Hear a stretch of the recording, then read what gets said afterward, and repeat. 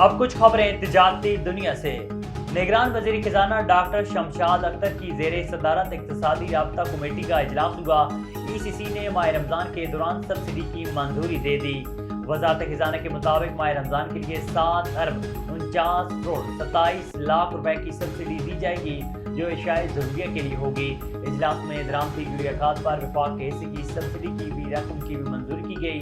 وفاق اور صوبے درآمدی یوریا پر 50% شیئرنگ کے تحت سبسڈی دیں گے۔ نئی حکومت آنے سے قبل پیٹرولیم مصنوعات مہنگی کرنے کی تیاری کی جانے لگی۔ ذرائع کے مطابق ڈیزل 7 روپے 50 پیسے فی لیٹر مہنگا ہونے کا امکان ہے، جبکہ لائٹ ڈیزل آئے 2 روپے 82 پیسے فی لیٹر مہنگا ہو سکتا ہے۔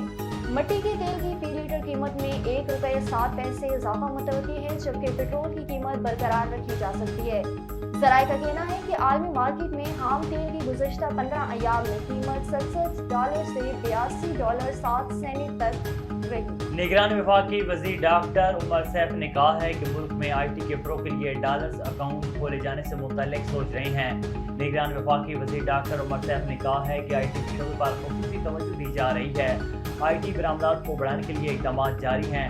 ڈاکٹر عمر سیف نے کہا ہے کہ حکومتی اقدامات سے IT کے شعبے میں بہتری آ رہی ہے۔ پچھلے 60 دنوں میں IT شعبے کی برآمدات 32% بڑھ گئیں۔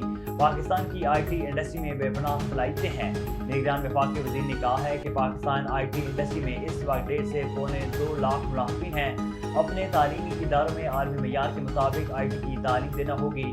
معیشت میں بنیادی اہمیت کی حامل IT انڈسٹری مراعات اور انعامات کی مستحق ہے۔